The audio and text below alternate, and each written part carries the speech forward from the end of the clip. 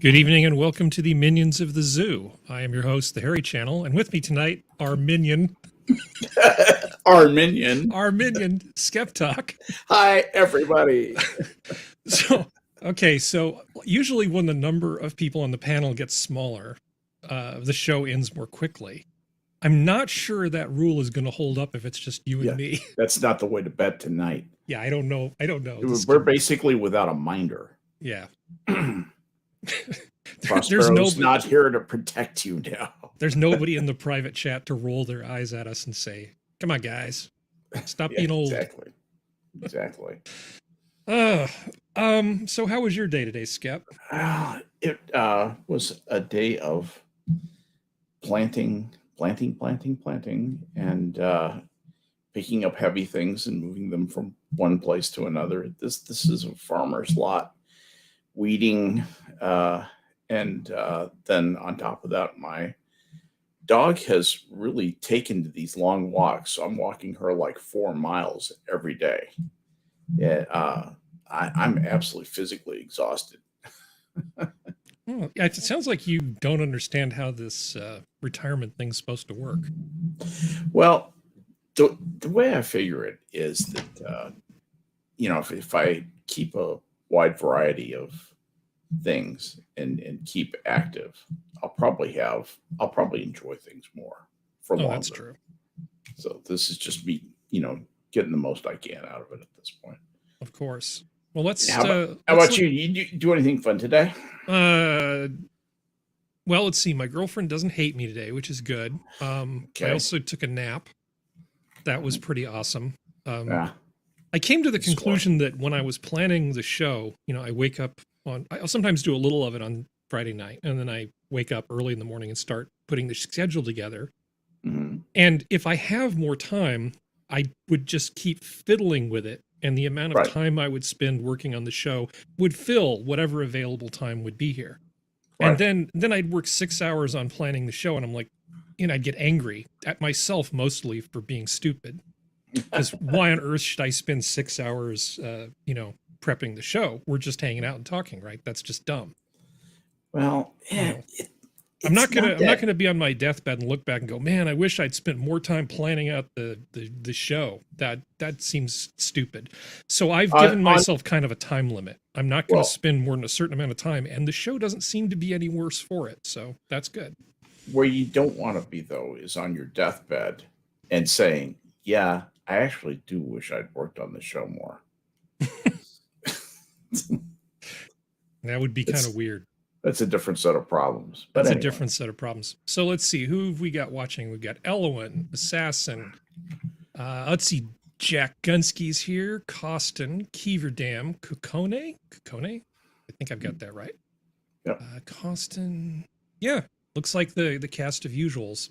Howdy, everybody. Yeah. Nice to see you all. Thanks for coming out here. Did you say Assassin? I did. And hi, Elwin. Happy doggo to you. Feel free to steal Functional's microphone and join us if you want, Elwin. Yeah, absolutely. Yeah, anytime. So you're just a black square. Is that by design? Yeah, that's because that's my camera. That's my camera output. Okay. And the reason is because that's an uninstalled virtual camera, or an uncompleted installation of virtual camera, because my physical camera doesn't show up because the Windows object broker thinks it has reserved it. It's obviously a driver problem, and I'm working that problem right now. Essentially, unless I want to use the photo application, I think it's the only thing that works with my camera. Don't worry about it. I may have to turn the labels for people back on just so people know that I'm not. Yeah, no, I actually can fix that. No, don't worry about it. Seriously, don't worry about it. This. Well, shall we leap into the show? We've got to start at some point, because I don't think people want to hear about. I don't think people want to hear about my crappy audio problems. Well, or my crappy video problems. Between the two of us, we have one working system. So, Aphasia. That's not a Yes. thing that people get particularly often, but isn't it sort of a form of verbal confusion? It's a bad thing. It's a bad thing where Aphasia's the thoughts and the words don't line up anymore. Right, exactly. Kind of a bad thing for an actor. Aphasia is usually associated with inability to speak. Is that, if I remember the definition correctly, it's inability to make words. And if Bruce Willis is diagnosed with that, it may be that I also know that aphasia is a follow-on effect of stroke. Very common follow-on effect of stroke, and it's frequently temporary when it is a follow-on from stroke. And sometimes you get well on your own. Sometimes you have to relearn how to speak. So yeah, well, if you pretend for a living, not being able to speak good could be a really big problem. Yeah. And I mean, just in general, as people get older, there's all sorts of things you get to be afraid of. Oh yeah. You know, so you're afraid that it's not, people aren't so much afraid of not waking up the next day. That's not the worst thing. It's more, you know, that your body is going to let your brain is going to let your body down. Right. And, you know, especially for people like us who use our brains for a living, so much of our identity is tied up in something like that.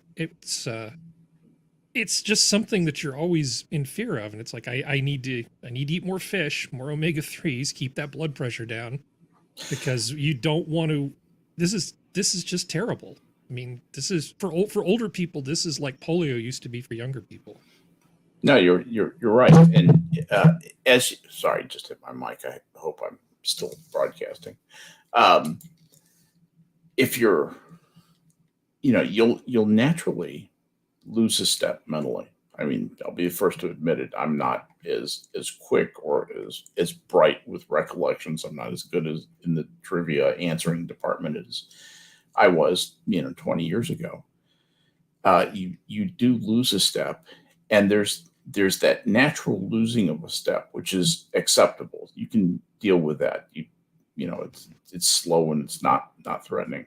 And then there's the accelerated stuff, which means that, hey, you're going to have a problem probably with some form of dementia, whether it's Alzheimer's or something else. That, like you said, that is particularly terrifying to somebody who has relied on his brain for, his adult life. Yeah, it's just like, who am I? What am I? And frequently men will define themselves in terms of, well, what is it that I do? This is one of those things that feminists like to criticize us for, and it's like, get bent. We'll do what we want to do. That's how we work. Shut up. Yeah. Aristotle wasn't wrong. Fuck off. Yeah, just fuck off. I don't care. So, when I see something like this, it's hard not to empathize with his situation, because Bruce Willis never did anything wrong. I mean, if anything, he's brightened my life on several occasions with his fine work. Makes great Christmas movies. Makes great Christmas movies. That's pretty awesome. Yeah. Well, anyway, this is sad, and because I don't think there's really any cure for this. Luckily, he's got people around him who care about him, and he's got enough money to get the best possible care. See, that's the thing. You get aphasia at the VA, and they'll say, "You got aphasia. Yeah. Bye. Yeah. Go home. Shelter in place. Yeah, walk. Shelter in place till you need a ventilator." I mean, that's that's not just their thing for COVID. That's the thing for everything. I think I'm having a heart attack. Shelter in place till you need a ventilator. Yeah. Okay. Thank you. Good times. So let's see. Before we get too morose here, actually, we can do hackers disguised as police trick ISPs into handing over customer data. Yeah. In case people don't know, what happens is, in theory, they need a court order to get access to all kinds of business records. That's the way it's supposed to work. But however, it was decided for expediency that, in case there's an Amber Alert or something like that, that the law enforcement should be able to call up and say, pretty please, because it's important, just give us this information without a warrant. This resulted in so abuse of the system.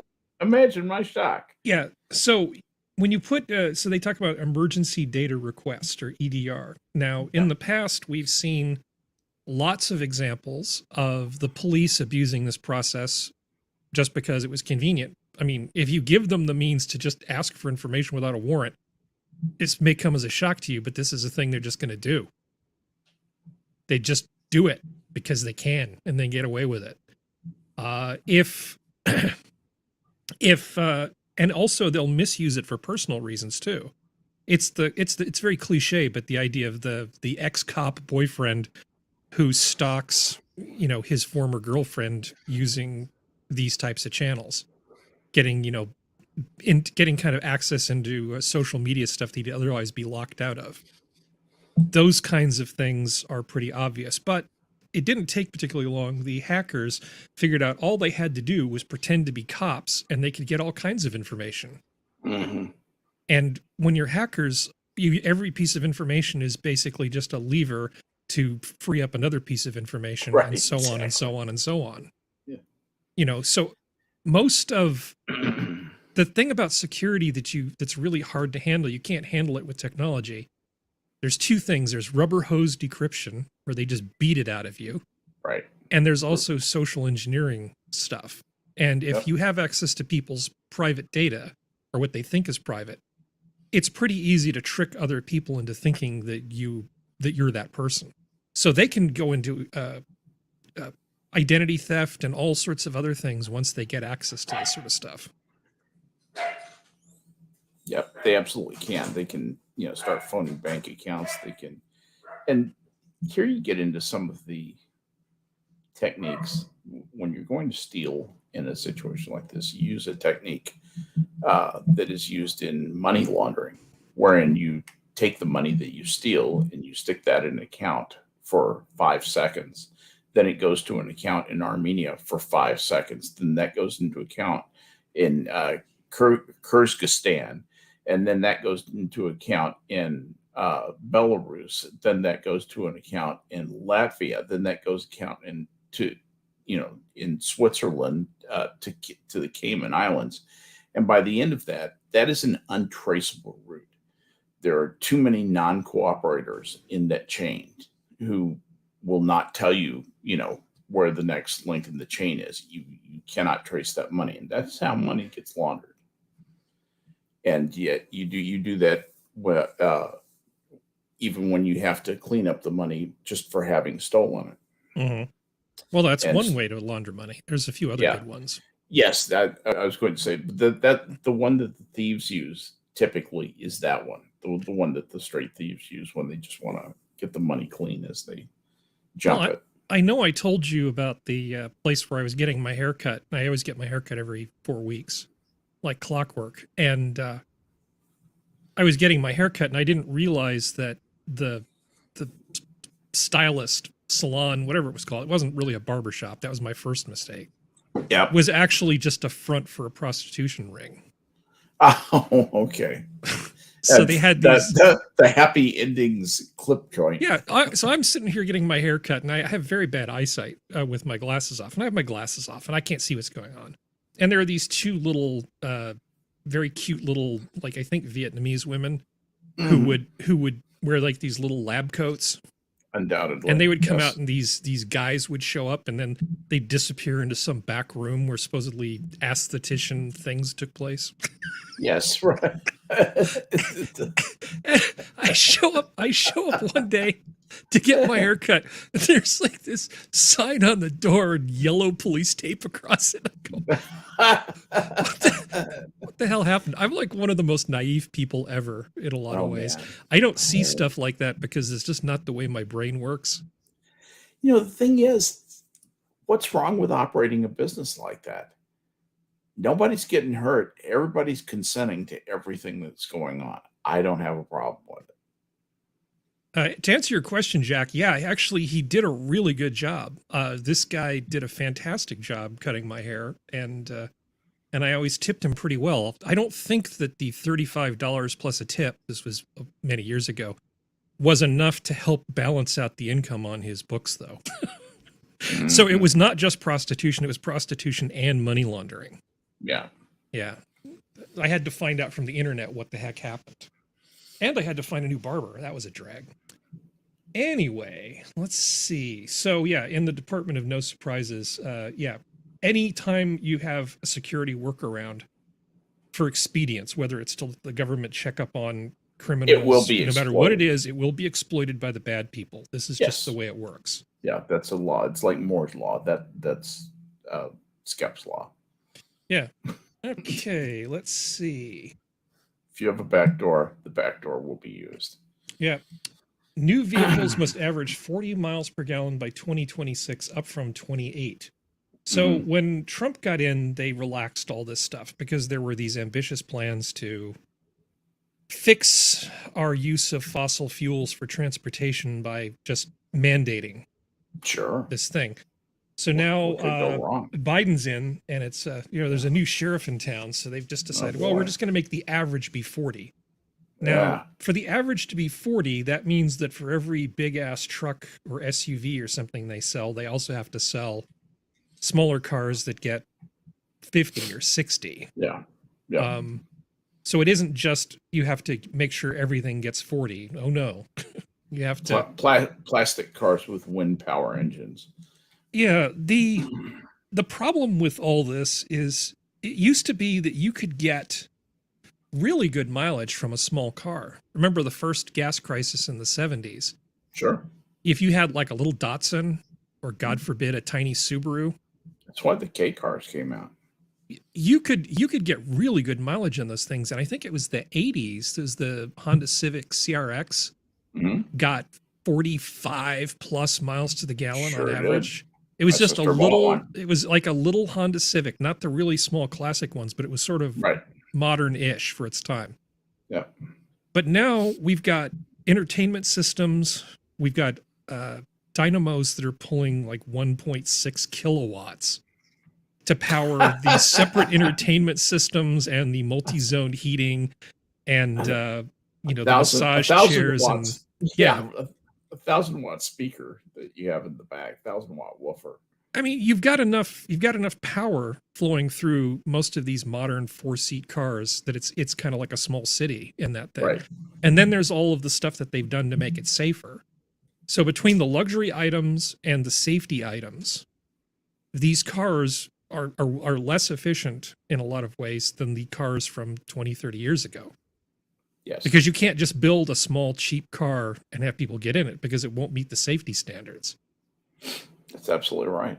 So the safety standards and the environmental goals are kind of in conflict with each other. So if you want to get more power out of an engine, you probably know thermodynamics a little better than I do. There's only a handful of things you can do to squeeze more more energy out of the go juice you put into it. And we've already done a lot of 100%. Yeah, but we're nowhere close to 100%. But we're nowhere close to 30%. But you can, with things like they've already thrown variable valve timing, more elaborate cam sequences, more just elaborate the invention fuel of the injection. cam. I was just going to say the invention of the cam was such a great leap forward. Yeah, well, let's see. But there's a number of these multi-port fuel injections, another one. So we've put all these fantastic technologies in, and of course you can use turbochargers, so you're not lugging around a big heavy engine so you can have bursts of speed, right? Right. You just run it at 100 something plus over 100% of capacity temporarily, by treating the air pump by shoving the air in faster and more fuel. Yeah. It's fine, but there's only so much you can do with this. I don't know if they're going to be able to pull this off in the amount of time that's allotted. I don't think that there's a chance in hell. What's driving this is the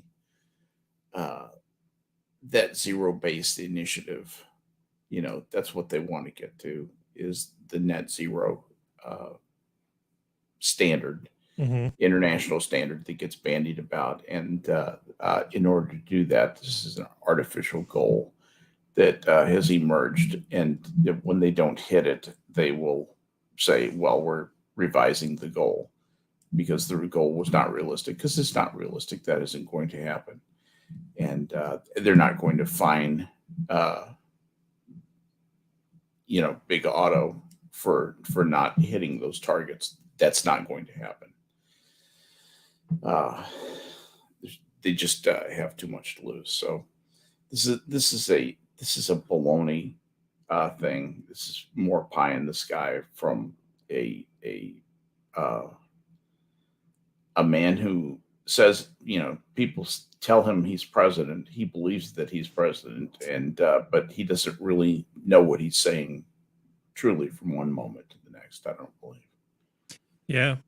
Well, in terms of the Assassin's comment about muscle cars with 4 cylinders, you can produce a lot of horsepower out of a 2-liter 4-cylinder engine. Yeah. But you cannot do it and have it be reliable, meaning that it isn't serviced after every race and that it meets the emission requirements. You just can't. Oh yeah. There are ways you can get 600 horsepower out of a really small engine in like Formula One, but that doesn't mean that that's practical for passenger cars. Right. So, just use overdrive. It's fine. Our cars are overpowered as it is, in point of fact. If you seriously underpowered our cars, it probably would not be a bad thing.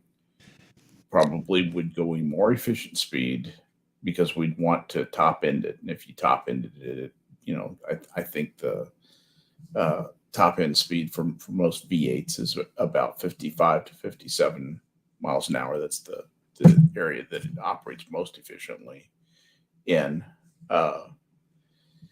If you did that, you would probably cut down a lot of deaths. And the other thing that would happen is that there'd be a lot fewer accidents. Well, less horsepower is fine. I mean, but it's all about the number. At the end of the day, you just care about the number, which is how much carbon you're producing with transportation. Right. Now, you can tackle that number a lot of different ways. Yep. You can have people work compressed work weeks. You can have people telecommute occasionally. People will on their own, based on the price of gas and make that having decision. To do with traffic, they will make decisions to maybe take a job that makes slightly less money that's closer, to not, have 2-hour commutes. Because I've known people who've driven from, I knew this one guy who lived in Fresno? Stockton. He lived in Stockton, California, which is in the Central Valley. Mm-hmm. And he would get up at 3:30 in the morning and drive to Mountain View, California. Jesus, all the way down 580. Oh my God. 5 days a week he would do this. And then he would leave at 2:30 in the afternoon to beat the traffic heading back. On 580, do you know what a parking lot that is? I'm well aware of what a parking lot is. That's why he's leaving at 2:30. Jesus. So he would get here before and then leave after. But people, with gas prices being high, people will make the right choices. The government does not need to mandate fuel efficiency standards. No, you're not wrong. It's completely pointless. It's the same thing they always do. They don't want people who have more money to get away with something by virtue of having money. And I can assure you that people who have more money will always get away with something by virtue of having more money. They will pay somebody to sit in the car with them so they can use the carpool. Yeah, yes, exactly. That's the way money works. Just so everybody knows.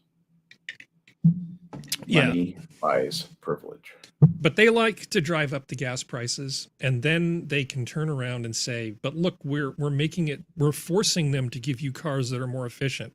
Yeah. Don't you want to thank us now with your patronage? This is nonsense. It's too early to try and get past fossil fuels. We don't have enough good alternatives.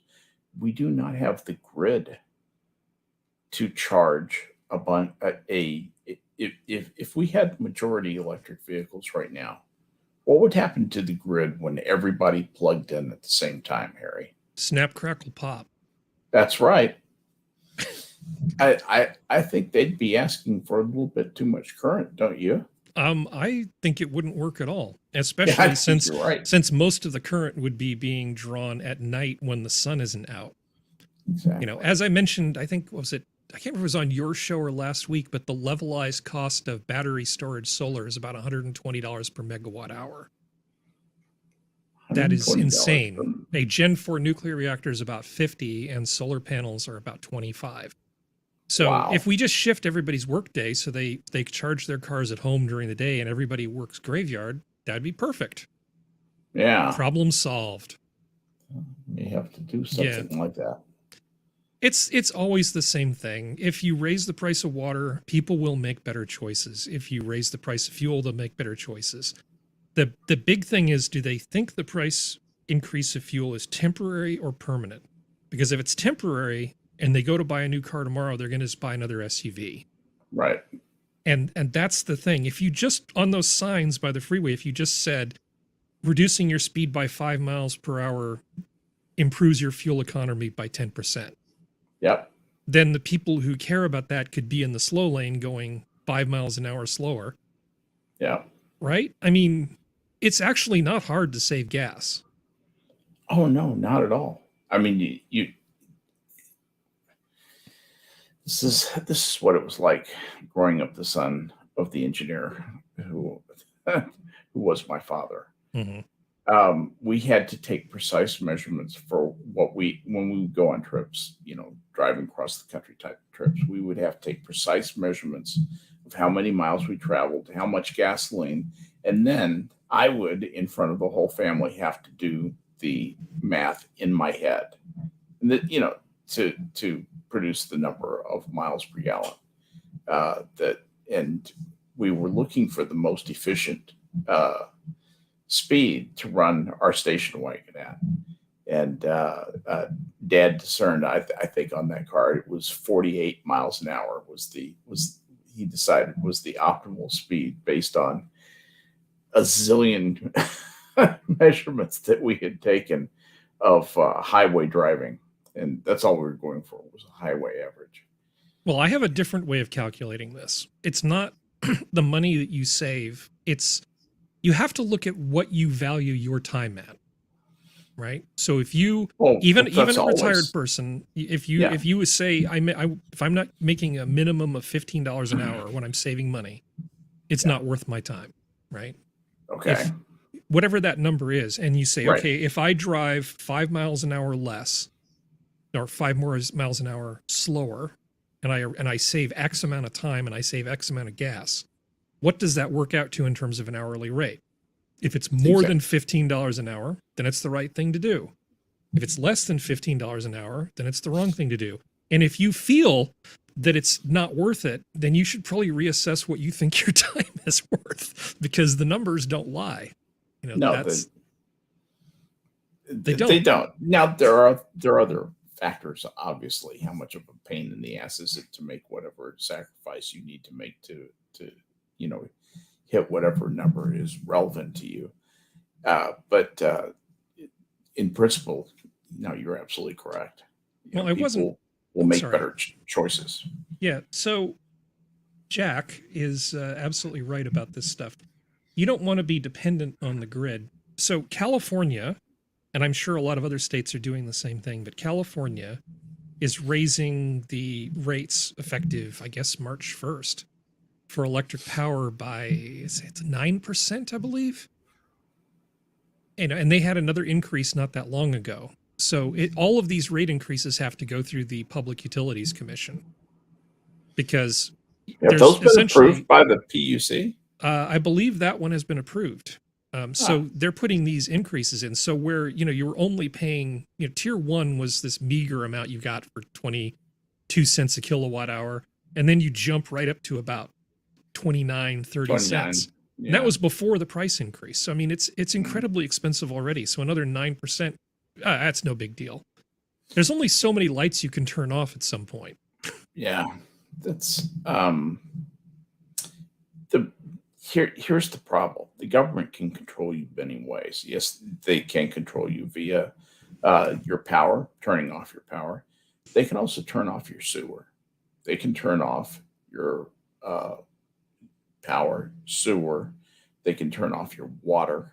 Okay. They can turn off your MasterCard and Visa account with a court order. They can tear up the street in front of your house so you can't get in.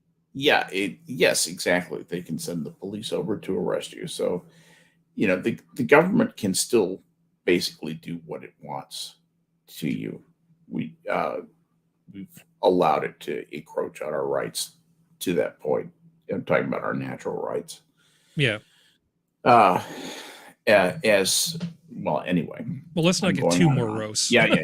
Okay. But the point is, I have solar, and I'm very happy that I have solar. And a lot of people said, "But Harry, why are you spending so much money on solar? Because surely this is a lot of money." I said, "Because in a few years, when your rates go up, I'm just going to laugh at you because I spent a bunch of money, yeah, but I don't have to worry about this crap anymore because I have locked in what my prices are." You have power anytime you want it. I have power anytime I want it. And I've figured out that it works out to 9 cents a kilowatt hour for me to generate my own power after I invested all this stuff. It's going to just pay for itself. And I know that not everybody has the opportunity to do this. The people who get screwed are the little guys. It's always the little guy. The person who lives in the apartment where they don't have charging stuff for the electric car. They couldn't, even if they buy an electric car, they can't use one. Right. They don't have the option of putting in solar. They're just screwed. They wake up every morning and either ride the bus or get in some car and sit in traffic. And they just get screwed because whatever the PUC decides the electricity is going to cost, that's what they're going to have to pay. No, that's right. You know, because, I mean, what are your options? Short of just deciding to live in a tent and in Southern California and wait for free stuff. I do think a lot of people are going to start telecommuting. I think that we are going to pick up a permanent gain in the, commuting business of people who would rather stay home than drive to work, which is almost everyone. So Assassin is asking about the service life of my solar panels. Well, I mean, that's an interesting question. They should produce, because I have so much extra, even if they're 20% less efficient in 30 years, that's still plenty for me. And at a certain point, I'm going to be dead anyway. I've probably future-proofed the rest of my expected lifespan, plus some.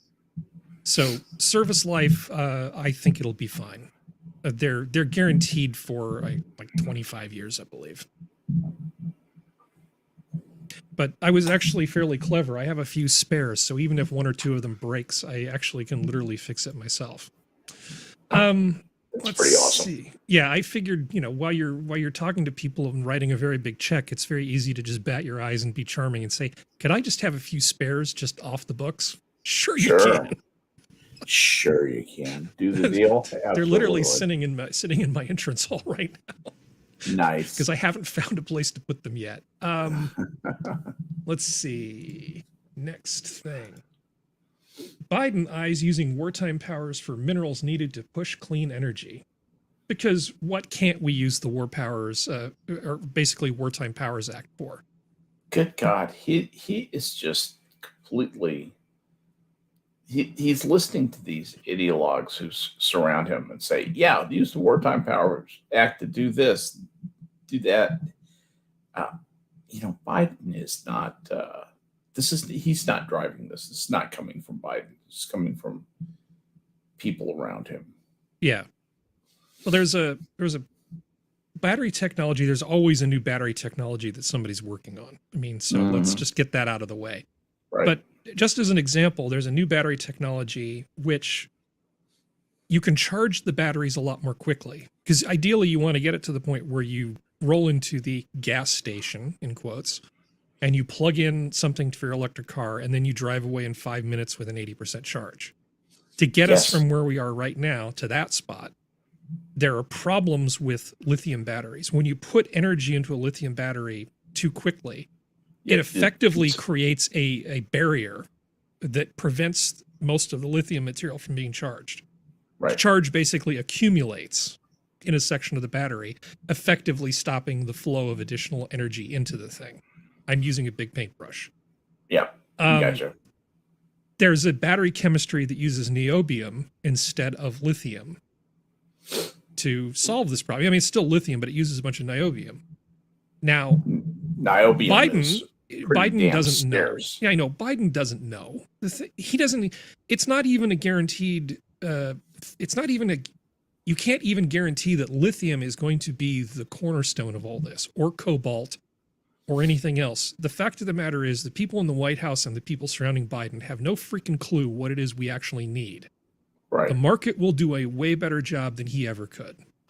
So, Joe Biden thinking that he can somehow mastermind the economy with some kind of strategic bullshit is just not going to happen. He doesn't know enough. I've got this. And you know how he doesn't know enough? Because nobody knows enough. Right. Nobody knows what's going to happen.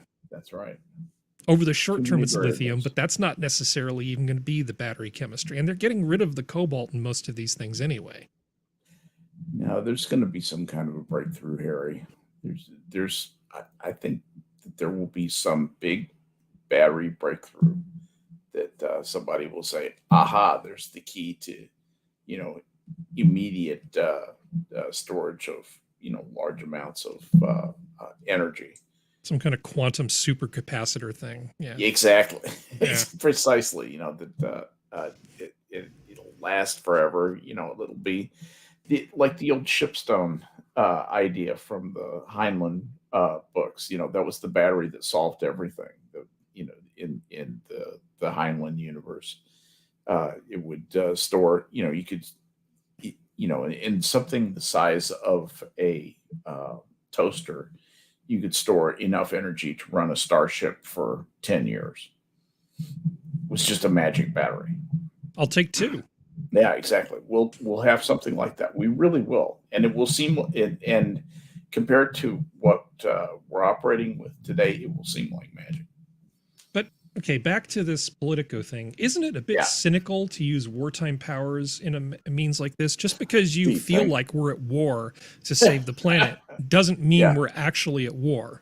It's as serious as war, so I use the wartime. No, that's not what the wartime powers are for, sir. Without an actual declaration of war, I don't see how they get away with using this crap. I mean, I do see. The reason they get away with it is that nobody calls them on it.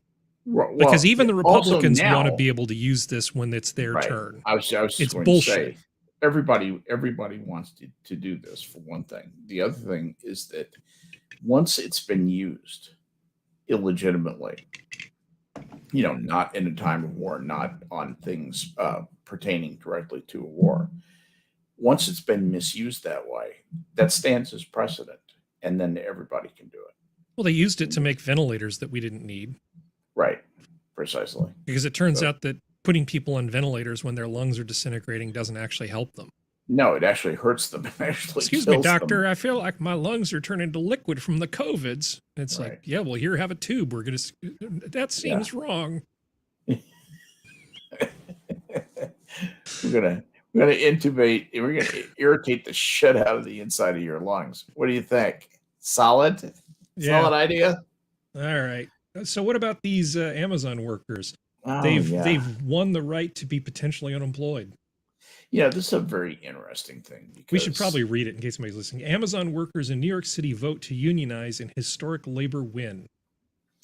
Win should be in quotes. Go, Skep. Why don't you scroll it down? I'll wait a second. I'm marveling here at the name of one of the writers of this. Hallelujah Hadero. H-A-L-E. I see that. L-U-Y-A. That is not how you spell hallelujah, but okay. Hallelujah. Okay. Hallelujah. All right.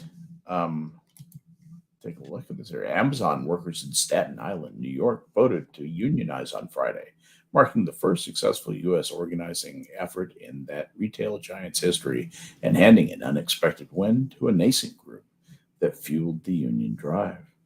Warehouse workers cast 2,654 votes, or about 55%, in favor of the union, giving the fledgling Amazon labor union enough support to pull off a victory. According to the National Labor Relations Board, which is overseeing the process, 2,131 workers, or 45%, rejected the union bid. The 67 ballots that were challenged by either Amazon or ALU were not enough to sway the outcome. Federal labor officials said the results of the count won't be verified until they process any objections due by April 8th that both parties may file. The victory was an uphill battle for the independent group made up of former and current workers who lacked official backing from an established union and were outgunned by deep-pocketed retail giant. Despite obstacles, organizers believed their grassroots approach was more relatable to workers and could help them overcome where established unions have failed in the past. They were right. Jeez. Yeah. So yeah. Good luck with that, guys. I hope you enjoy your labor union. That might kill Amazon. That might be the thing that could kill it. They have their little demands right now. They're making, I think, $18 an hour, and they want to make 30 something. Yeah. And they also want to not work the 10-hour days, instead work the 8-hour days, because commuting is fun. Yeah. It's so much better to work the longer hours and get paid for them. And Amazon, I mean, they're going to work shorter hours, but they're not going to get the same money. What they really want is to get paid almost double what they're making now and work 8 hours instead of 10. Right. And there's no way in hell this is going to work, because Overstock is just like rubbing their hands greedily right now. And anybody else who wants to basically take the business away. That's why I say this is potentially devastating for Amazon. If they get a bunch of union trouble and have to start messing with the union instead of earning money, and boy, when they go on strike, that's what happens. Amazon has a huge percentage, which is deadly from a risk standpoint. They have a huge percentage of fixed costs. And so those costs happen whether or not they are making money or not. And those fixed costs will go up as a result of the labor union, first of all. And secondly, in a strike, that's just devastating.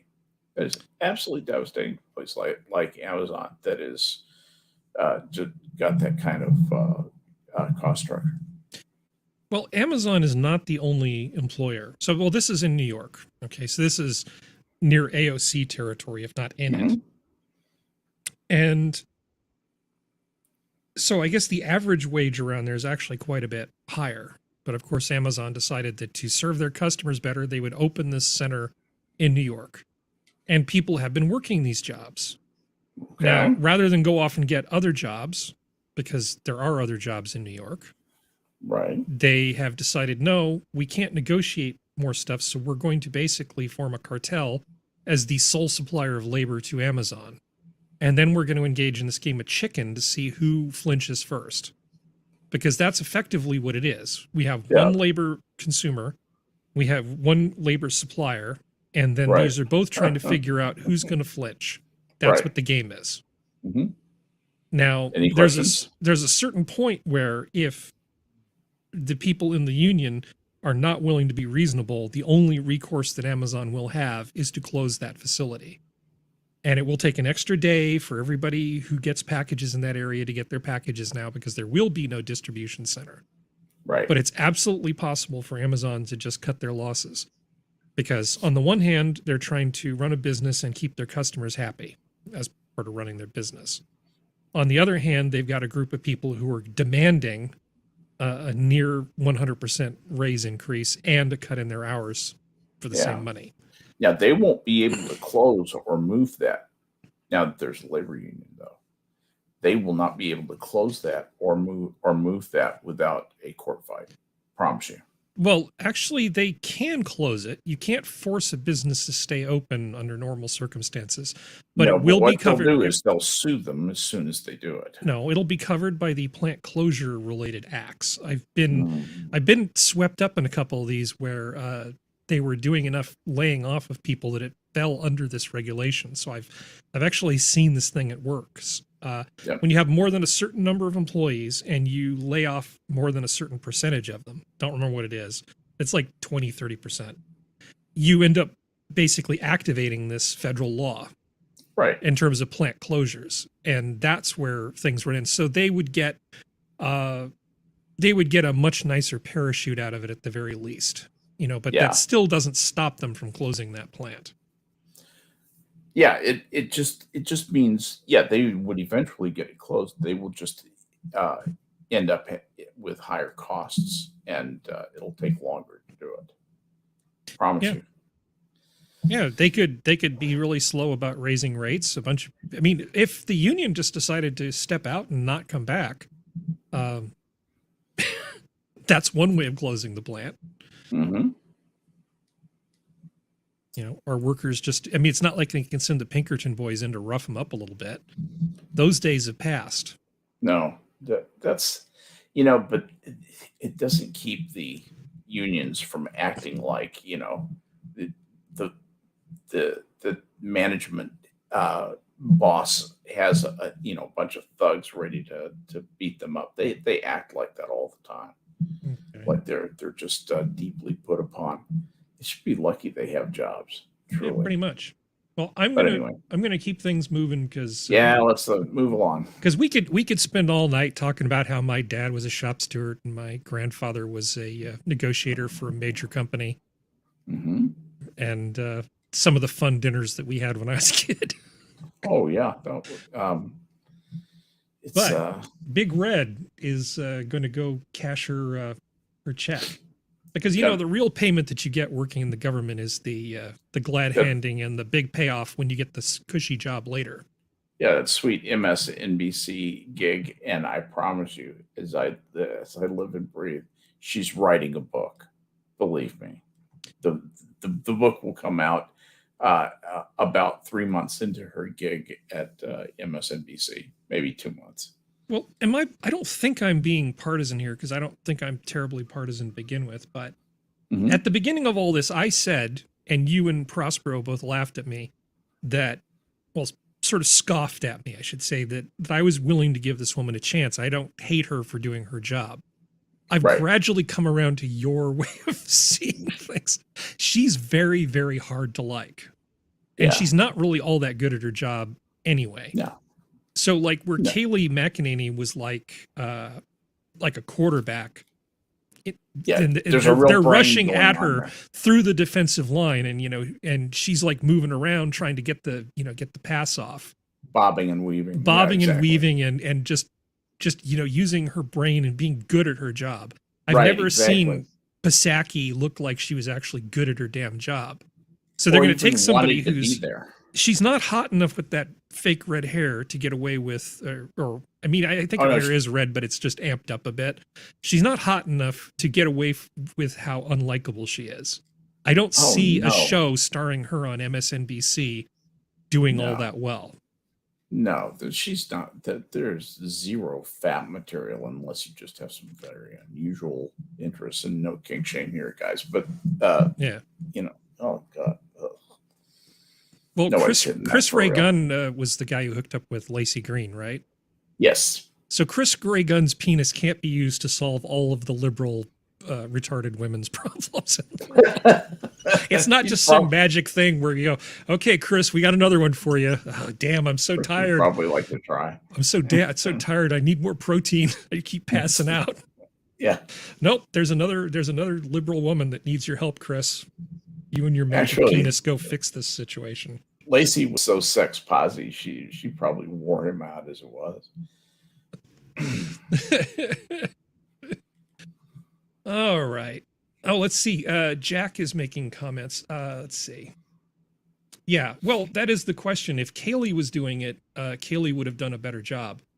So not only is Kayleigh a little bit easier to like, I mean, even Kellyanne Conway, who might not be the easiest person to be friends with, I think is a lot more likable than Jen Psaki. Yeah. The thing about Kellyanne Conway is I think she hides the crazy better than Jen Psaki does. I think Kellyanne Conway is pretty spectacularly unhinged. In point of fact, she's just been so completely devoted to one idea for so long, and probably just in who she was married to, had such a bad experience for so long. She's just seems like she's bent. Yeah.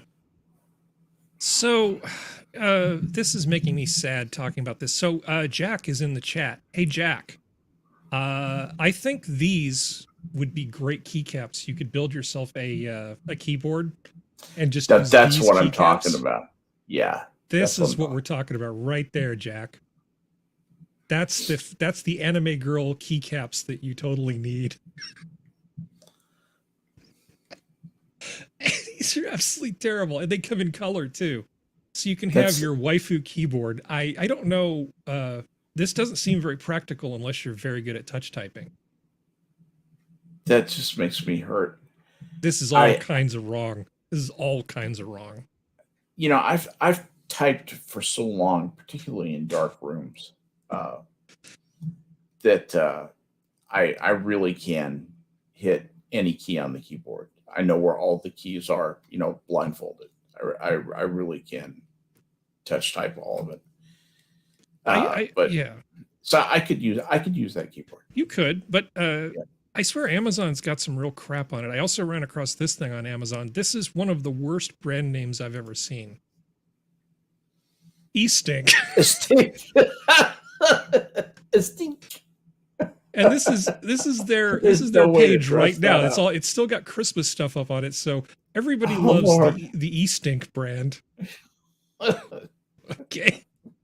When you think of E-Stink, think of beautiful Christmas decorations. Yeah, I mean, and they have all kinds of things: home and garden, beauty, care, workout stuff. I guess this is what you do in your office. You just pay like a 12-year-old to sit at a desk on a sofa. Best sellers from E-Stink. Shouldn't those be the stinkiest? Yeah. Automotive. Well, there's your problem. Okay. Enough jocularity. Not sure that I know this is going to come as a surprise to you, but even CNN realizes that this whole thing about the call logs on January 6th, that the White House is bullshit. Mm-hmm. Had you seen this, Skep?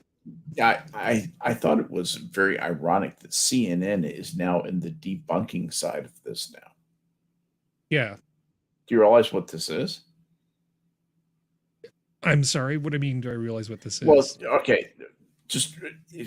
There was much mainstream media mayhem and Twitter conspiracy conjuring this week over what President Trump was doing on January 6, 2021, during a reported 7-hour gap in the official White House switchboard call logs. Those records came to light after they were turned over to the House's select committee that is apparently insisted on dragging out their investigation of January 6th until the midterm elections. The duo of Bob Woodward and Robert Costa magically obtained the records and ran a front-page story in WAPO that sought to breathe life into a theory that the full record was being withheld, or that Trump sought to obscure his calls on January 6th. But it turns out that all that noise was over. It's a Skep. Nothing.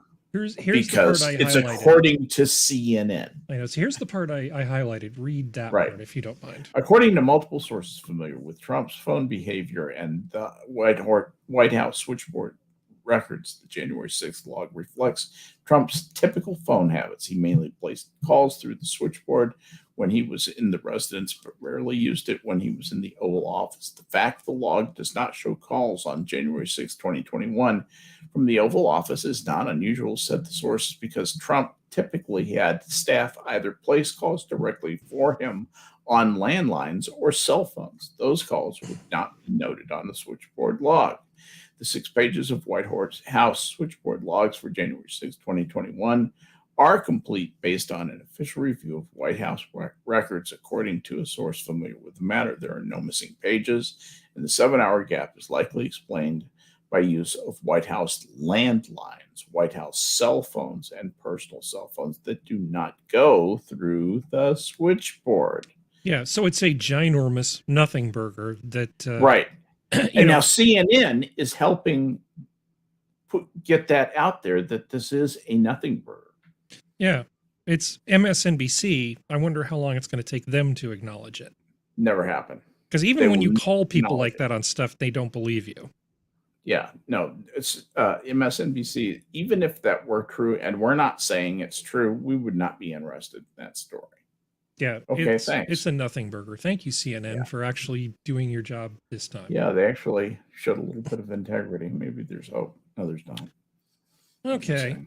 So the White House has decided that they want to weigh in directly on the whole issue of should kids and teens be aggressively treated for Sure. gender dysphoria. Sure. And, you know, as soon as they open it, if a kid comes out and says something like, "Hey, what's for supper?" You gotta hack that wiener off right then. That wiener's gonna have to come off. Yeah. Sorry, I just can't even be. This is so stupid. I can't even be polite about this. Early trans surgeries for kids, having 3-year-olds being placed on hormone therapy, 3-year-olds. The things that I'm reading are just crazy right now. And it's like the LGBTQ plus blah blah blah that lot are trolling for members, and they want to make sure that anybody who could possibly be, you know, cajoled, coerced, or otherwise talked into coming over to their side, like say a 5-year-old who isn't sure how sex works and makes some comment about I think I'm a boy, I think I'm a girl, or whatever, and suddenly finds themselves in a world of where people are talking about things they don't understand using terms they don't understand, and everybody is saying, "Trust me," and pretty soon they find they're on puberty blockers and hormones. That's not the society we want. Well, there are people who are happier after transitioning. Yep, there are also people. My daughter. There are people. Yeah, there are people who are just as unhappy after transitioning. Yep. But if you're dealing with adults who are able to make these decisions, that's a whole different thing than dealing with children, because in the case of the children, they're heavily influenced by their peer group. They're heavily influenced by people they view as authorities, like doctors and teachers. They're heavily influenced by their parents. So in the past, where some crazy stage mom, Munchausen by proxy person could go nuts on some kid, they're out there. Now all they have to do is just say, you know, "Don't you feel pretty, Jonathan? Wouldn't you like a new name?" You know, that's it's actually really easy. So we've taken these people and turned them loose. Now, my question is, as always, this kind of libertarian question is, well, who should get to decide? Right. Is it the parents who should get to decide? Because we have these conversations all the time about other things where we say, well, it should be up to the parents to decide. Okay. But it seems like there's a large group of people who are sort of like, no, we don't think the parents should get to decide about this. The parents get to decide, and government stays the hell out of the parents' life. That's why libertarianism is so great. That is what is so great about libertarianism, is government doesn't have to make this decision, doesn't have to force a one-size-fits-all solution on everybody that some senile bureaucrat decides is the right thing for the country autocratically. You know, the libertarian solution is the most elegant here. Yeah. Well, even if some people have the wrong thing, what is not in their best interest happen to them, for the greater good, it's much better that the government just stay the hell out of it. Amen, brother. That's my general feeling, and I try to be consistent about these things. But I do think there's a lot of people who think, no, this is just wrong, and we have to do something to help these people. I don't want the government to do anything.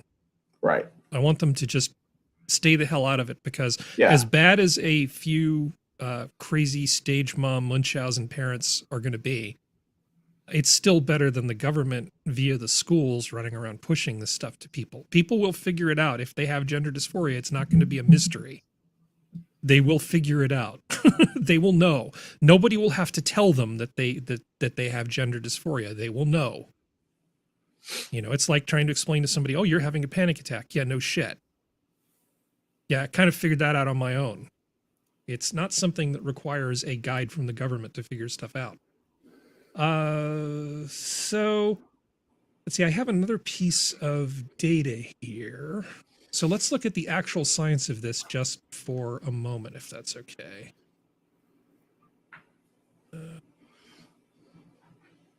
So actually going to WebMD, they're talking about a situation that happened in the UK. Now, in the UK, there was this one case of Kira Bell. She was 24 years old, and she's one of these people that regretted transitioning as a teen. So bear with me for a moment. She received puberty blockers after just a few appointments at a gender clinic and later injected testosterone. By age 20, she had undergone a double mastectomy. On December 1st, 2020, Bell won a lawsuit against the Gender Identity Development Service of the Tavistock and Fortnum National Health Service Foundation Trust. Now, this sets a very important precedent in the UK. This is just a difference between how they're doing it and how we're doing it. Bell claimed doctors should have challenged her more about the decision to transition before starting medical treatment. Okay. Goodness sakes. In short, the High Court, again, this is the UK, not the US. Yeah. The High Court ruled that people under age 16 with gender dysphoria, people whose sex at birth is contrary to the gender they identify with, cannot give informed consent for treatment with puberty blockers, drugs that aim to halt normal puberty. The decision also encouraged doctors to seek court approval before treating any gender dysphoric person under age of 18 with affirmative medical therapy, i.e. puberty blockers and cross-sex hormones such as testosterone, to transition to male or estrogen to transition to female, if there is any chance that the patient might not fully understand the long-term implications of therapy. So because if that patient might not fully understand the long-term implications of therapy, they're saying that you must have a court order or a court permission to treat a dysphoric person under the age of 18 with affirmative medical therapy. Yeah, much like you'd have somebody become an emancipated minor, there are circumstances in which age of consent and legal age doesn't matter. But you're talking about people that can't enter into contracts, can't drive a car, can't join the military. Like I said, again, age of consent. You know, can't get married. They haven't reached age of majority in Texas. If you can't even, like for instance, you're talking about a therapy that is likely going to sterilize somebody. But if I was 23 and I walked into a doctor's office and said, give me a vasectomy, and they said, "Por qué?"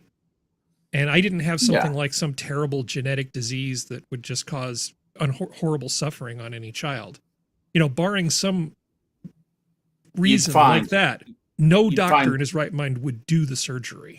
You're not right. I'm sorry. There are many doctors who would do that surgery. I thought under their professional ethics, they would not do it. No. Well, something's changed then. Yes. And that's very interesting. I got a vasectomy. Tell on myself a little bit here, back in 2001, I believe. Actually they did it in a storeroom. It's an interesting story. They did the surgery in a storeroom. I'm really not joking. The guy had just received a new surgical chair, but it was still in his storeroom. He said, we can make it sterile in there. And it's a great chair. You'll really be comfortable. And it's great for doing this kind of stuff. Yeah. So we just did it there. Good story. It's kind of a cool thing. Anyway, I actually got to assist. I got to hold the instruments, and I watched the whole procedure. It was really interesting to see it done. Well, you're made of tougher stuff than many people. I'm fascinated by this stuff. Anyway, I forgot where I was taking this story, and it's something important. It's a really good tie-in.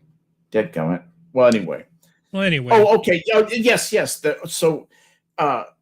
Before he would let me do this, and you know, I'm like 49 years old back then, right? And you know, I'm saying, you know, I've already had my 2 children. I don't want to spend the rest of my life alone, but I don't want any extra kids at this point in my life. And he said, absolutely makes sense. Come on in.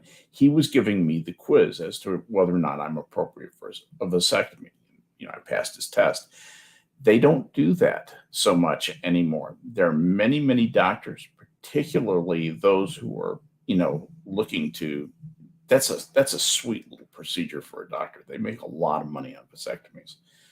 And you can get that done if you want it done, regardless. You can get it done being 19 years old. Oh, well, that's all you have terrible. to do is sign a release. All you have to do is sign a release. Well, that is terrible. Okay. Yep. Anyway, moving on. That's not the important part of the story. Let's see. Oh, this came to my attention when I was looking at this because, again, it's the who decides thing. I'm going to show you some video of a young woman who, this woman has issues. Let's see if this is actually going to work. So I'm a member of the DID system, and can you hear that? Right now, that means that yes. in the coming months, I am going to be able to watch some of my best friends and some of my closest companions get the body of their dreams that matches their gender, that makes them feel happy, and in exchange, I'm going to have to give up my own. I'm cisgender, the majority of my headmates aren't, and we've decided to transition. Which means that as happy as I am for the men in my system, I am about to have to watch myself go through the wrong puberty. Okay. In a nutshell, she has multiple personality disorder or dissociative identity disorder. And because there was a vote amongst her and her imaginary friends in her head that basically decided that they want her physical body to be male so that her alternative personalities would be more comfortable. Right. Now, that's not how any of this works. That's not how this works. That's not how any of this works. And she's probably going to find a doctor who will go ahead and do this thing. And I say this based on the fact that there are people who have blinded themselves and had limbs amputated because their image of themselves doesn't match their physical body. I saw the blind. I don't see, if somebody is suffering and they're younger, instead of doing something that's not reversible, they could just live their life the way they want to live it. I mean, people do this. You could just live your life the way you want to live it and not undergo the irreversible. Well, you'd still get plenty of attention, but just not undergo the irreversible treatments to give yourself time to grow up and actually be at the point where you understand the decision you're making. To get that Munchausen serotonin hit, that proper Munchausen payoff. You got to disfigure yourself. That just really makes the statement. Well, we're not going to go through all of Abigail Schreier's book, about how all of a sudden it's more women wanting to become men and the whole thing. But I just wanted to point this out. Well, hold on. The libertarian aspect of this is I feel for this woman and I kind of want somebody to put her into a caretaker position. It's not very often I want to strip somebody's rights, but it's kind of terrible, the idea of what's going to happen, what this woman is going to do to herself when she's clearly not in her right mind. It's all you say. No, I agree.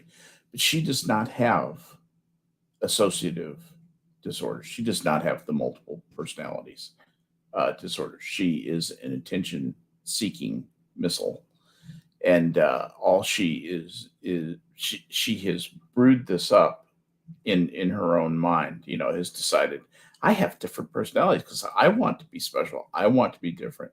The people who actually have associative disorders are just deeply effed up. They usually have been through the kind of abuse that it would just make you give up on humanity if you heard the details, that they survived this. And the only way they could survive it was to break apart their personality during the suffering. That's real associative disorder. Their mannerisms, their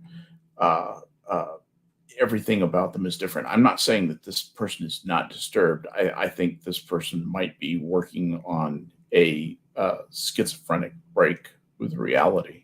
Yeah, and she may have some tendencies that way. I wouldn't be surprised if she was extremely paranoid on top of it. But that's my point is that she does not have associative disorder. I don't believe she has associative disorder. I've seen people with real associative disorder. She does not have the backstory for it. She doesn't show any of the mannerisms that I've seen associate with it, and she's a different kind of disturbed, and she does need help. That's the other thing, Harry. What do we do with people who are recognizably insane? Well, that is a damn good question. A lot of times, if their family is around, they can do something about it.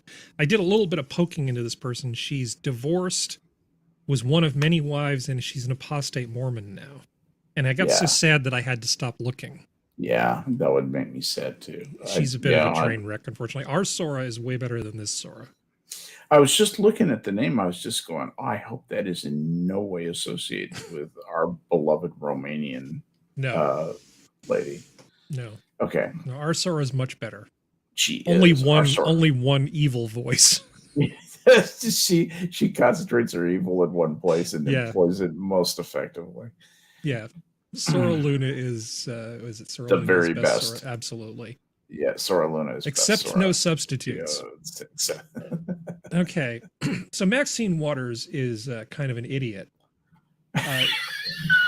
She's been in the Congress for a very, very long time. So she decided that she would go out and campaign / virtue signal with a bunch of homeless people to talk about all the great things she was going to do for them in exchange, of course, for their vote. Yeah, but warned a journalist not to report a story regarding an event she attended near a homeless encampment in Los Angeles.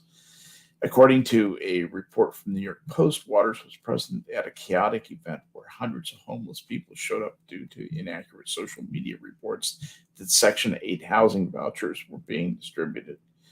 Maxine Waters continues to pay daughter with campaign cash, adding up to $1.2 million so far. So I actually have a video. Federal Elections Commission. Yeah, check out this video. This is the actual event. Here, let's fix this here. Oh, I'm sorry for getting caught up on that. No, 1 minute. Another location where they're taking abs. Is there any more locations than this one? It might have been. There's so many people out here. This is not what she signed up for. When she woke up during the day, being surrounded by an angry mob of homeless people was not her morning goal. Here we go. 1 minute. I want everybody to go home. And I want we don't got no home. We don't got no home, bitch. Everybody go home. We don't have a home. What's wrong with you? Why do you think we're here? Talk about not thinking through what you're going to say. It's like, I'm going to go up to a bunch of homeless people and tell them to go home. Now, if she was actually smart enough to say, well, instead of California shouldering the burden for 80% of the homeless in the U.S. by becoming the place where they all want to go and live, because, we're doing our part and then some. Why are there so many homeless people in California? Oh, I don't know. Probably because they come from all over the country to be here. Mm-hmm. So the reason that we have a terrible homeless problem and that a lot of other places don't get too smug about the problem you don't have. We're solving it for you. We're basically taking the hit for everybody else because all these big-hearted idiots are handing out stuff and incentivizing them all to come here instead. Look at those $300 sunglasses. Yeah. Jesus. Go home. Home. So she started talking about vouchers and all the stuff she's going to do. I'm sure she wants to have their votes, but she just wants to show up and give people stuff. Yeah. I'm just tired of these people. There are actually some people in California that are making some real noises about doing some real things to fix this. I forget the guy's name. He was the guy behind the San Francisco project. And he's running for governor, or he's planning on running for governor. Yeah, and he's campaigning on a platform of, well, let's look at what actually might fix this problem. How about a work core? How about we get mental health services going? How about we not let people just camp wherever they want to? And, Newsom is going to win in a walk. It doesn't matter who they run against him. He is just too popular.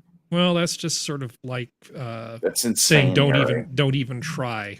because no. as the Yeah, homelessness I'm with problem you. gets worse, I'm with you. I don't think support for Newsom is all that great, honestly. I pray you're right. I could see it eventually falling apart. There is a level of BS that even California is not willing to put up with. What's the dissatisfaction level? That's really the thing. Are you seeing places like, the area where you live? Yeah. Are you seeing people saying, "Hey, I've had enough of this guy," or is it just business as usual? Oh, well, I mean, I travel around and I see people in a lot of different locations. So, I mean, I'm not anchored in one place. So I run into people who occasionally will say things like, well, it's not like we're talking about something from Fox News, and then I know they've just sort of drank the Kool-Aid and there's not much you can say, just try not to offend them. Right. But the vast majority of people that I run into roll their eyes at this stuff and are pretty disgusted. I've even seen a number of sort of traditional Democrats start to really question why they're putting up with this crap recently. It takes a lot for that to translate into votes, but I hope it does. That's beginning to happen. I really do. It made me very happy to talk to one of my Democrat friends, and she was complaining about all the taxes she's paying. Oh, I said, yeah. well, you haven't seen anything yet. Yeah. Stand by for heavy rolls. Yeah, I love it when Democrats say, I don't understand why my taxes are so high.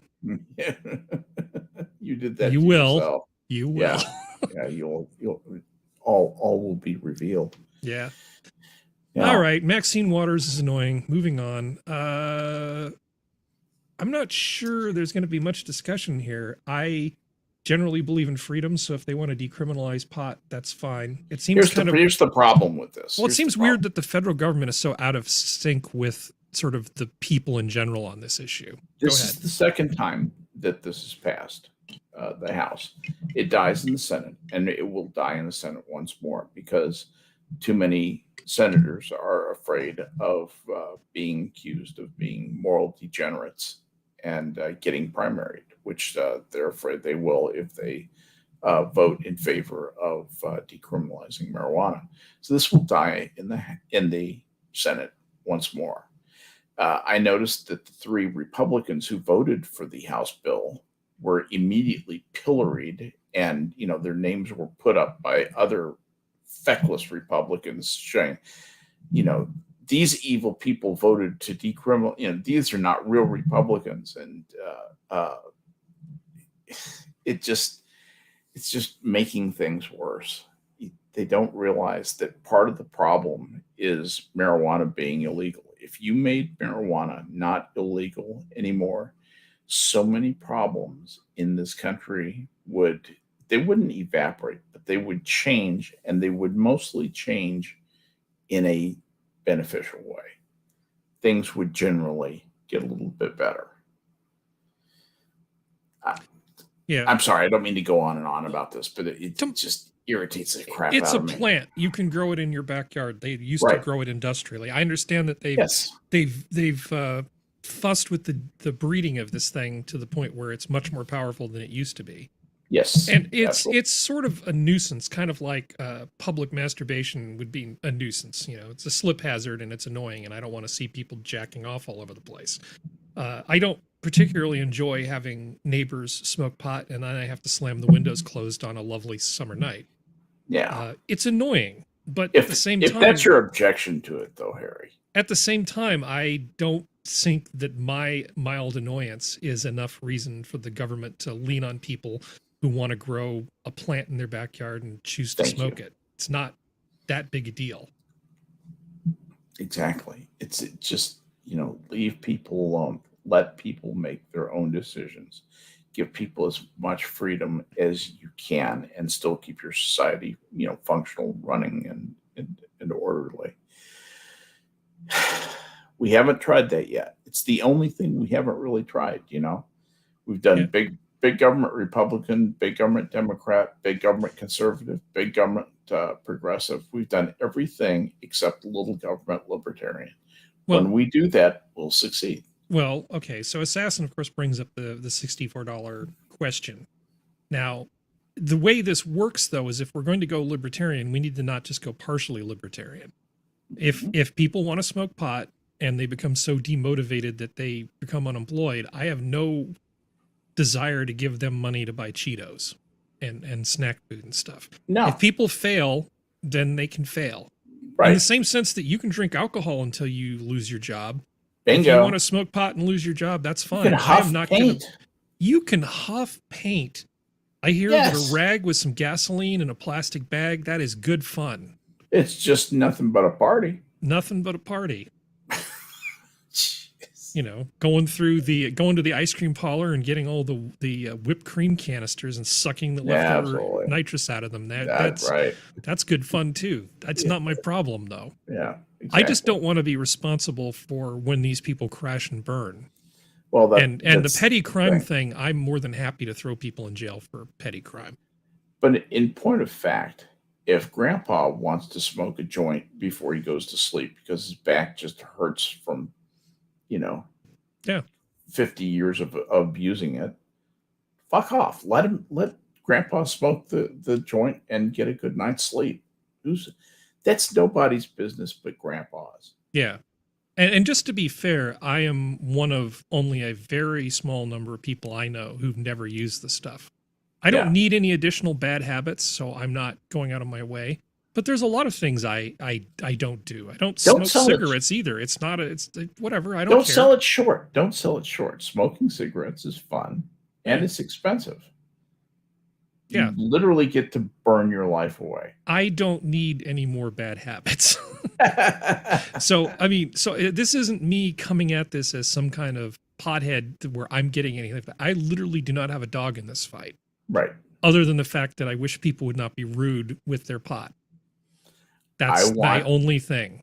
I want heavy-handed government off our backs. Yeah, that's a much more important thing.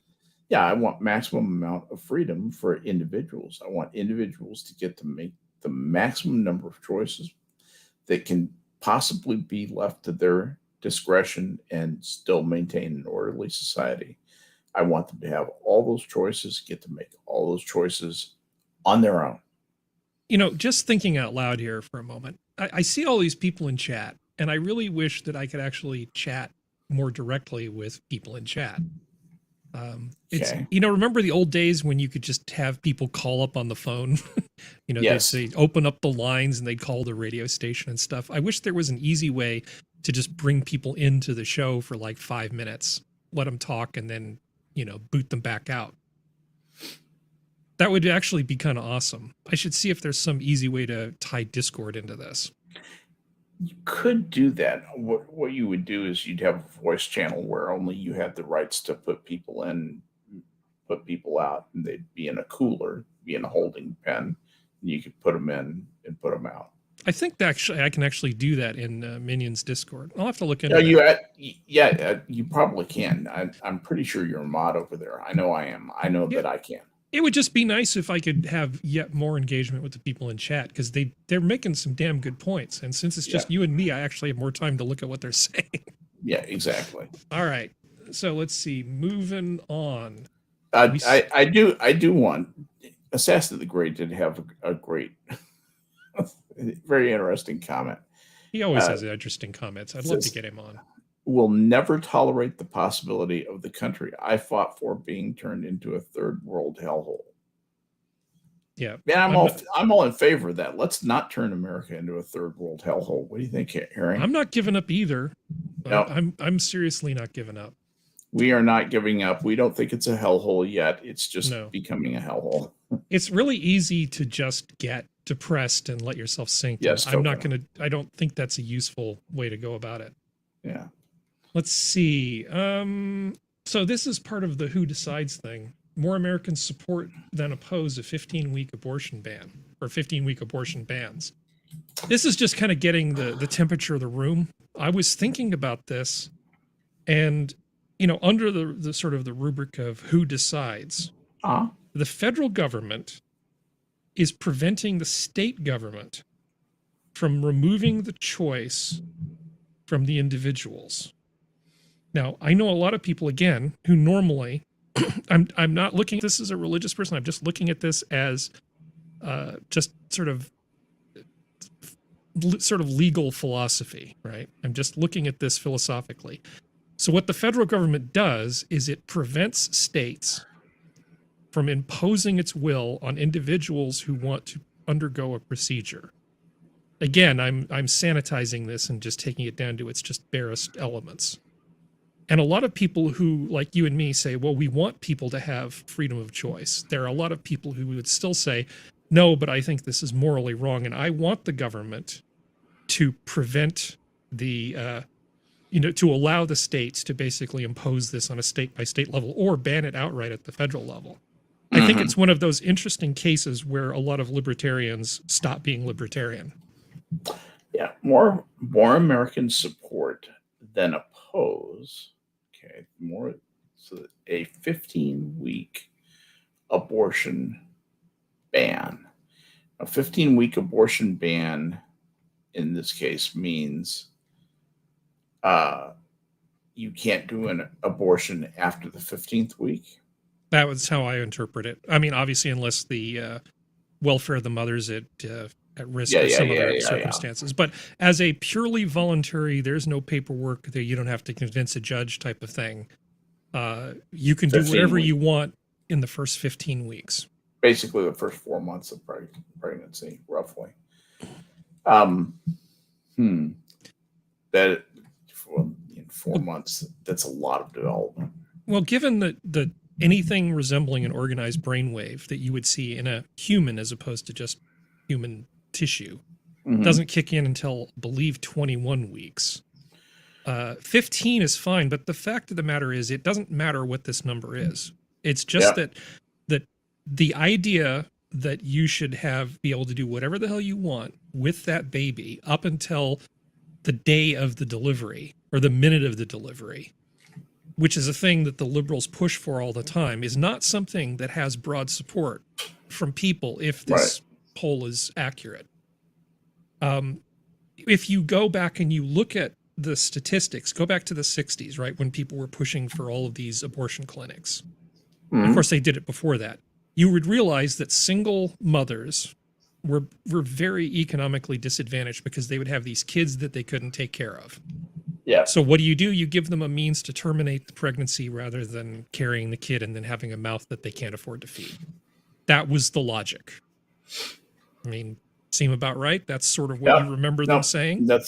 You look at the graph and you say, unwed mothers are on this line and women who complete college or get married and have kids are on these other lines. And all the other lines are much better lines to be on the graph than the unwed mother line. The unwed mother is the shit line. That's the line to broken home, poverty, lack of success, failure generally in life.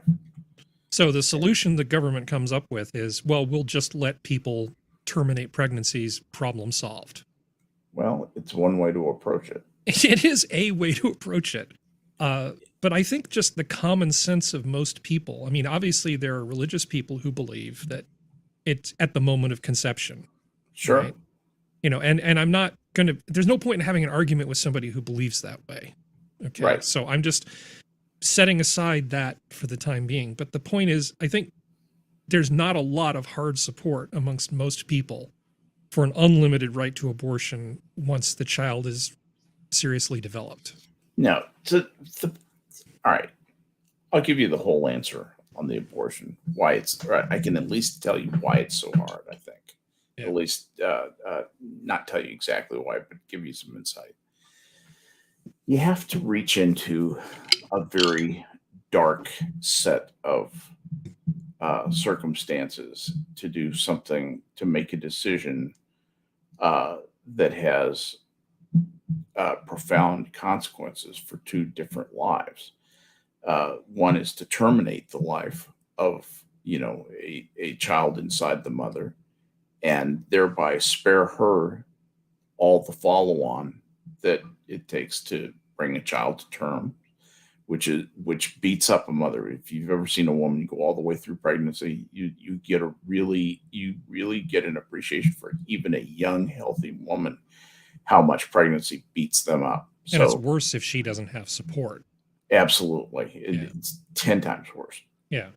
Then you have the possibility of other problems. Anyway, you have to weigh all these things and make this decision where, in one way, you saddle the woman with a child or with the psychological follow-on from having to give up a child for adoption, and all the things that means. Maybe you are making a woman who did not choose to get pregnant. Maybe she was raped. And to the fundamentalists, to the ideologues on the right, who say the child is it's the same as a fully adult human being from the moment of conception. They don't care about the origin of the child. Just because the woman was raped doesn't mean the child should suffer the abortion. There are other things that get thrown in that make this an even crazier question, is that if you stopped abortions in the United States, you would have 600 to 900,000, depending on whose numbers you believe. Well, we don't know what else would change if they did that, of course. Well, right. But yeah. you would have hundreds of thousands of more unwanted children born if you were forcing those ladies to take their pregnancy to term, and it would just be a gigantic social problem for which nobody is even thinking about what to do about that. That's what makes me think ultimately that abortion is going to remain legal. And it's going to remain legal under about the same rules as we've had for a while now, under the Roe v. Wade type standard, because they can't afford for it to change. And they simply will not let that happen no matter what.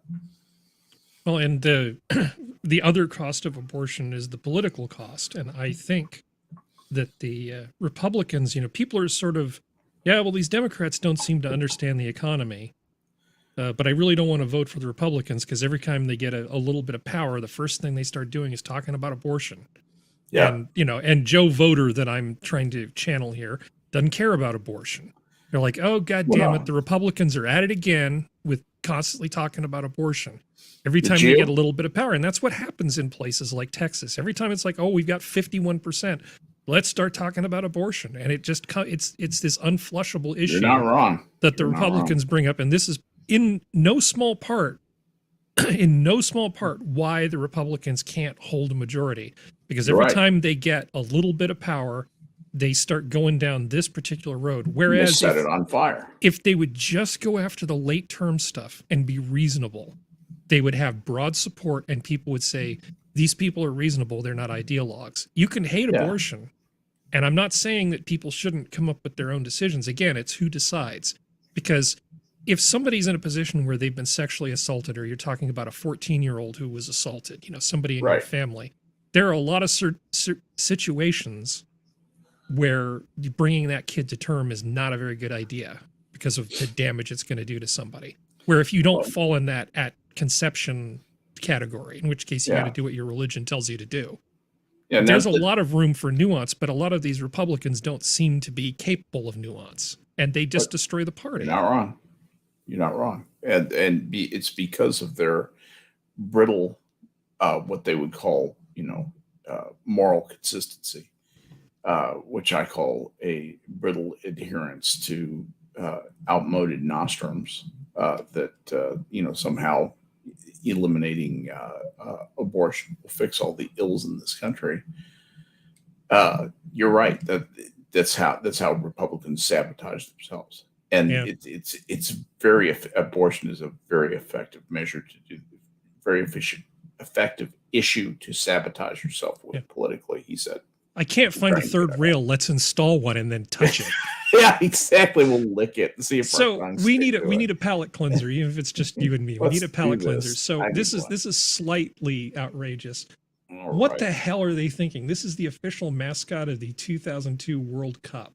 What the hell is that? I don't know. It looks like one of those head scarf things that somebody's turned into a friendly ghost. It's like a manta ray ghost. Yeah, this is thing. This is what the hell is this? Quietly giving you Casper the Friendly Muslim. Yes. Is what I see here. Yeah, Casper the Friendly Muslim. Okay. Totally not jihad. Okay, so now another installment of Fish from Hell, but Fish from Hell. It's going to be not a fish that I hate, but it's going to be the fact that I think I might actually have to start liking octopus. What's wrong with octopus? Now look at this octopus. Bam! Yeah. The octopus decided he didn't like that fish either. So let's do that one more time. Boop! Get out of here. Apparently, this is a thing that actually happens more often than just that one time. Scientists have actually found that octopus occasionally just punch fish because they can. Octopus like to punch fish, new research suggests. Old fish puncher. Upsetting but strangely satisfying, new research documents octopuses punching fish during collaborative feeding sessions. The octopuses, shouldn't that be octopi? I don't know. Primarily do it for practical reasons, but sometimes these underwater jabs seem to be purely spiteful. Good job, octopi. Good job. I like the fact that they're running around just punching fish for the hell of it, because fish suck and they deserve to be punched. Not wrong. Yeah. Okay. Moving on. Yeah. Let's see. I like the suddenness of the punch. Yeah. Just sort of guess again. Octopi. Let's see. Decriminalizing pot, abortion ban. Okay, so this is in a section that I'm just calling ego-driven. Yes. Why don't we build a big space balloon and then take rich douchebags and stick them in it and launch them up into the stratosphere? Oh my God. Huge balloon with a bar could soon take tourists to space for $125,000 a ticket. Because that makes sense. Yeah, because what's the worst that could happen? First of all, that thing is supposedly the size of a stadium. Okay. You're going to have some structural issues. Are you trying to say that it's not easy to make an extremely large balloon and then have it fly up through many layers of atmosphere safely? Yes, particularly with a stadium attached to it. Mm-hmm. It's the stadium attached to it that really complicates things.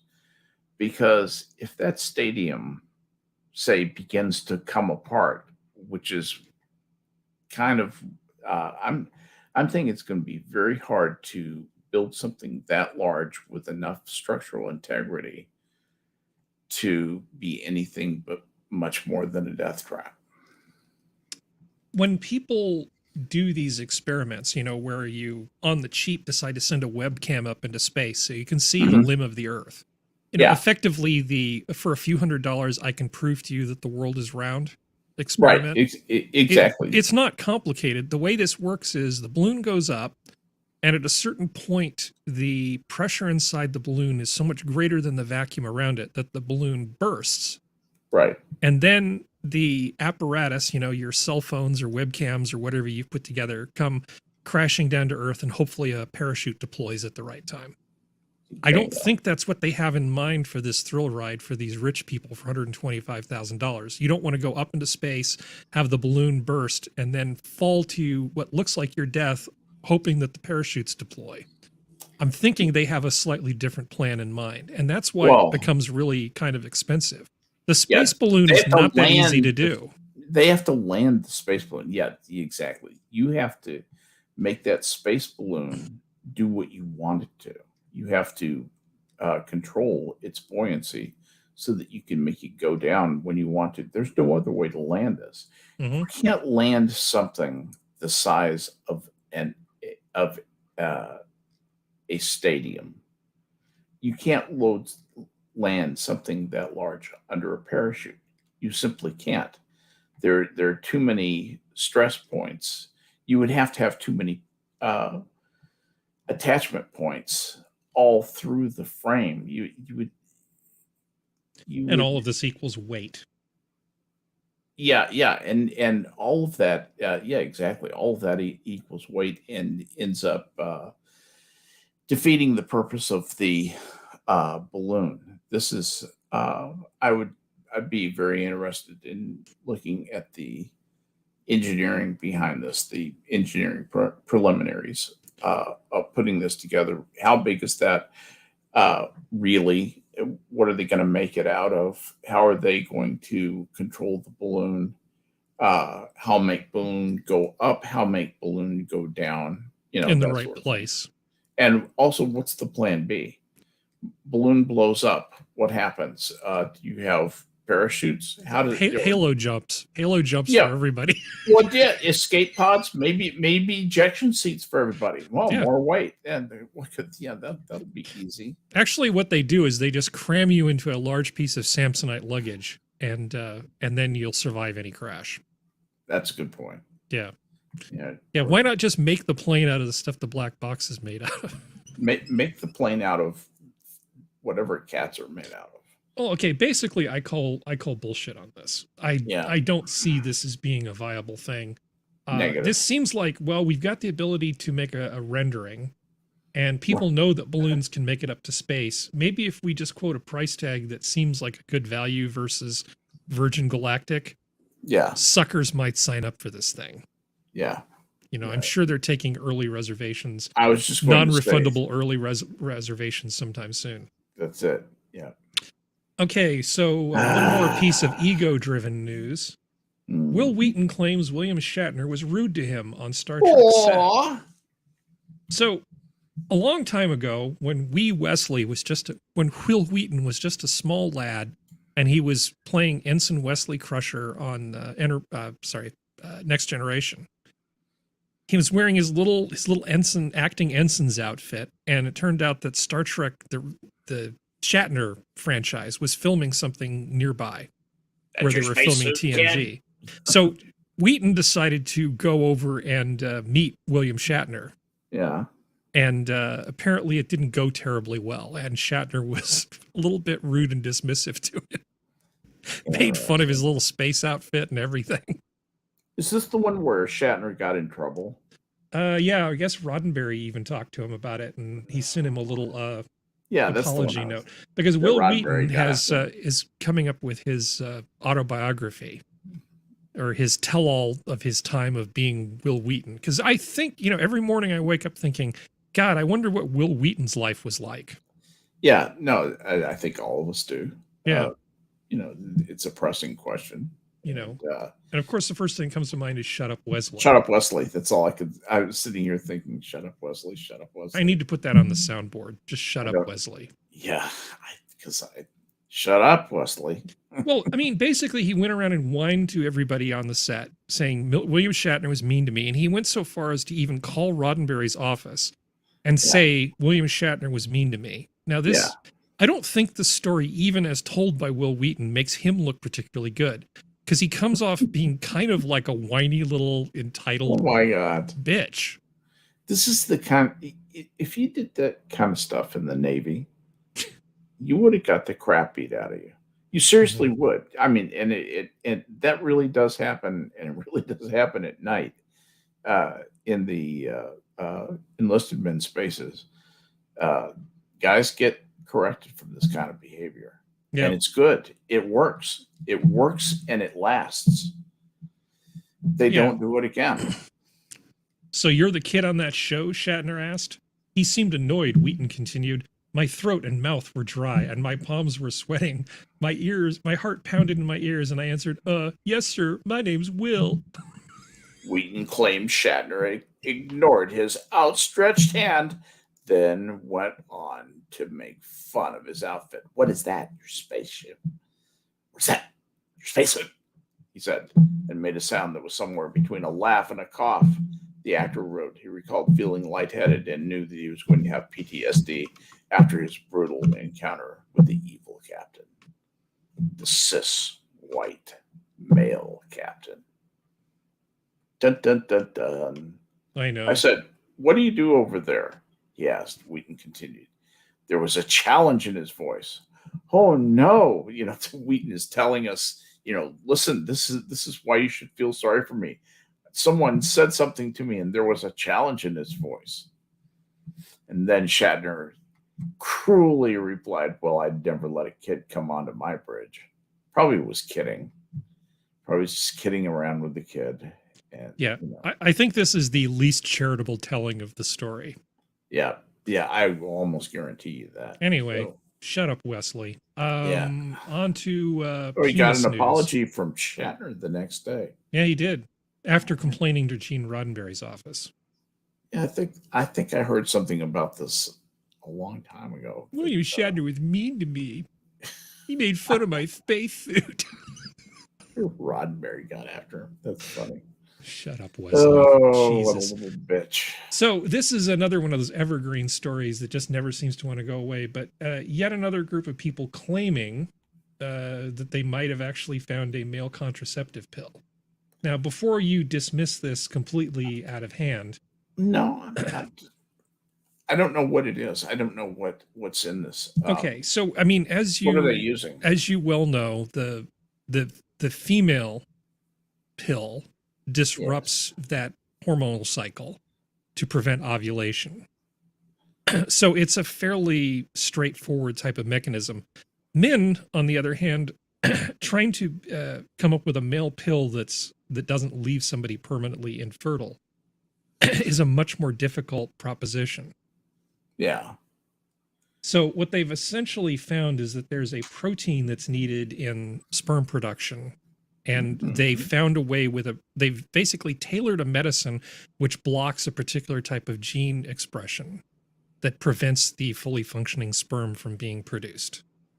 Magic. Okay. That's a much harder thing to do, but don't see any problem there.